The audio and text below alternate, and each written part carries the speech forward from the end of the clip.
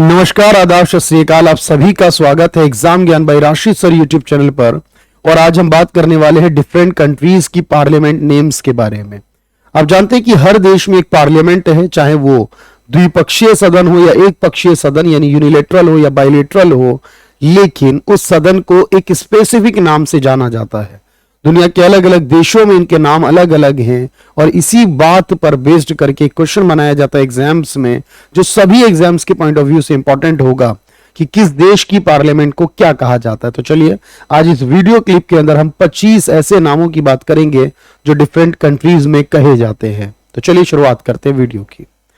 सबसे पहले हम देखते हैं कि बात भारत की करें अगर, तो भारत में इसे कहा जाता है संसद। लेकिन बात पाकिस्तान की हो तो यहां नेशनल असेंबली कहते हैं इंग्लिश में, लेकिन मजलिस ए शूरा कहा जाता है यहां पर उर्दू के हिसाब से, जो यहां की ऑफिशियल भाषा है। बात अफगानिस्तान की करें तो यहां शूरा कहा जाता है। बांग्लादेश की बात करें तो इसे जातीय संसद कहते हैं। नेपाल में इसे राष्ट्रीय पंचायत कहते हैं। भूटान में इसे तसंगड़ू कहा जाता है। चाइना में इसे नेशनल पीपल्स कांग्रेस कहते हैं, जबकि जापान में इसे डाइट बोला जाता है। रशिया में इसे डीमा कहा जाता है, याद रखेंगे। अमेरिका में यूएसए में कांग्रेस कहते हैं। ब्रिटेन में पार्लियामेंट कहते हैं। इजराइल में इसे नेसेट बोला जाता है, यह बहुत इंपॉर्टेंट होगा एग्जाम के लिए। ईरान में इसे मजलिस कहा जाता है। अगर इसी तरह हम बाकी नामों को देखें, तुर्की में इसे ग्रैंड नेशनल असेंबली कहते हैं। नॉर्वे के अंदर स्टॉर्टिंग कहा जाता है।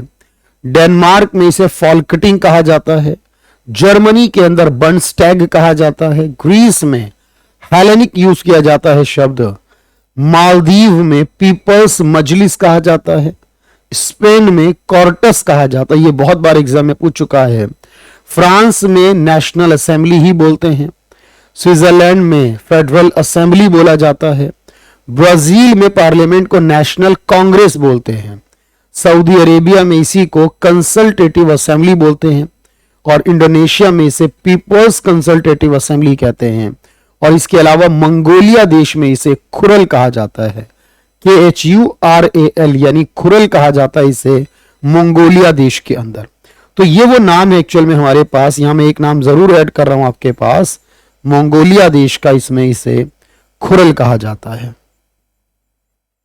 तो कुल मिलाकर आपको याद रखना है कि जो मेजर कंट्रीज और उनके नाम हैं, अगर आप ये जानते हैं तो आप जीके बेस्ड एक क्वेश्चन आसानी से सॉल्व कर लेंगे। तो चलिए आज के लिए इतना काफी है। Thank you everyone, thank you so much.